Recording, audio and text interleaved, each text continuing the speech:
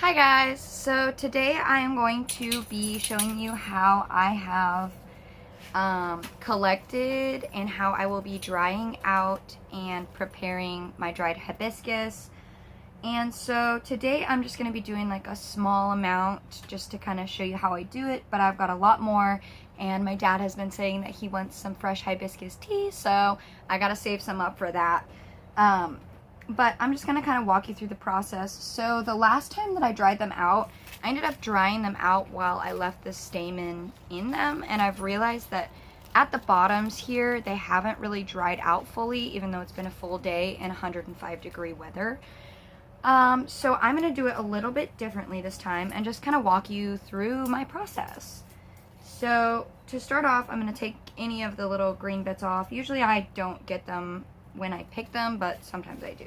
So for this one that's already kind of partially dry, I'm just gonna pull the petals of the hibiscus off of the stamen, and then the stamen is going to be the reproducing organ of the hibiscus. So we're just going to pull those petals off. These ones are partially dry, and I'll kind of just show you one that's fully dry. So this boy is fully dry versus one that I just picked today. These ones are kind of wilty. Hibiscus blooms usually only last about 24 hours, and in this 100-degree weather, they start wilting pretty early in the day. So it's about 5 o'clock, maybe closer to 6 right now. So they've already started wilting.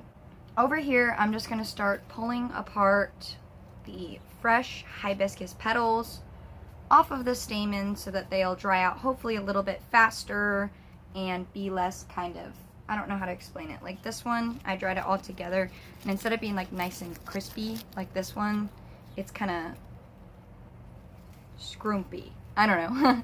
So we're just gonna pull those off, and I won't do too much of this because I'm just doing a short little video on how I do this, or hopefully we'll start doing it. So I'm gonna save all of these stamens and just throw them, and these as well, and just throw them in with my chicken coop, because I have found that those chickens will eat anything, and whatever the chickens won't eat, they will scratch into the ground and create good compost out of. So never waste anything. If you have chickens, never throw away anything.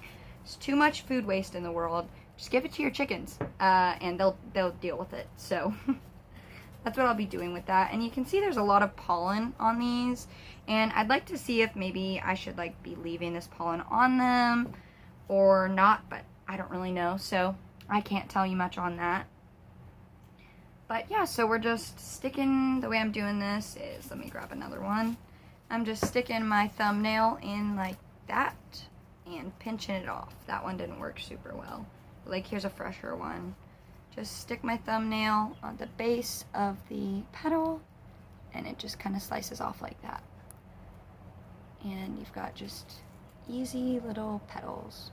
And from experience, I did do this the other day, it will stain your fingers quite quickly, so be prepared for that. If you don't want purple fingers, maybe wear gloves. I'm not too worried about it. So I'll leave the rest of that for after I turn the camera off, but until then, I've got some dried out ones that also need the petals removed. So I'm just gonna do the dried ones now. It definitely is a little bit more difficult once they're dried out, from what I'm noticing. They're kind of tearing apart a little bit more like that. So yeah, and tons of pollen on these guys. It's pretty cool. Just gonna do this, maybe a little ASMR. And we're just gonna pull these leaves off together, petals. These are gonna be what the rosettes look like once they're dried out, and I wouldn't suggest taking the rosettes, which are the little cone-shaped hibiscus flowers, before they fully bloomed, because from what I noticed, they took a lot longer to dry. They took 2 days to dry instead of just 1 to be almost fully dry. So I wouldn't suggest using the rosettes, but they're cute, and that way you get to look at pretty blooms for longer. So yeah, but I've been working on canning and just being more productive and self-sustainable right now, because I think that a big thing for me and a big lesson that I'm learning that God's really trying to teach me is discipline. So I find that in a lot of areas of my life, I have a lot of passions, and I believe God gave me those passions, but I have a very big struggle sticking to those passions and really pursuing them and honing in those skills. And I remember as a little kid being told, jack of all trades, master of none. But oftentimes, the adults who told me this would neglect to tell me the final part of the saying. The full saying goes, jack of all trades, master of none, but better than a master of one. And as a child, not hearing that last part, better than a master of one, I had this idea that I'd only ever be mediocre at everything I did. And I found myself falling into a place where I didn't really want to try anything because of the fear of never being better than just okay. I felt second place in a lot of areas like sports because I had asthma growing up, but it wasn't bad enough for it to heavily affect me, so it didn't really get called out. So I thought that I just would never be athletic. I also grew up not knowing for a long time that I had a nervous disorder called AMPS, which just affects the way my nerves respond to pain. And so because of that, I found myself really disappointed in myself. And I find that recently, in the past few months, God's really been teaching me, like, be sure of yourself. You know, I made some fresh tea recently, and that video is also up on my YouTube. And I really just felt like God was trying to show me, like, look at what you can do. You made this beautiful, fresh, yummy tea, and not everyone can do that. Not everyone chooses to do that. And so I feel like God is just telling me recently to choose to be productive. My sister's waving at me from the kitchen. But that's just kind of where I'm at right now. So right now, today, I am choosing to be productive. Right now, I'm just picking up leaves that are kind of stray on the table that have already dried out. So here's one of the flowers that I dried out from earlier. It's not totally dry, so I'm just going to pick off the petals that are already fully dry. But yeah, that's just kind of my, like, lesson for the week is, like, pursue the passions that you have, because if you don't pursue them, well, probably won't be that happy. And in the end, I believe that God created us to be happy, and so might as well pursue that, right? I'm just pulling off the dry bits on some of these that aren't totally dry, because we might as well use them now. So I'll see you guys in a minute. Alright guys, so I finished the first process, which was just taking everything apart. So here are my dry leaves, and over here we've got the wet leaves in front of my fan. And so I'm going to be using this little grinder. I think my mom got this at a thrift store, but it's really cool. And it's just like a little herb grinder. I don't know if that's what it's used for. My mom used it to grind up nuts, but I don't really want to put these in a food processor because I don't want it to be ground up.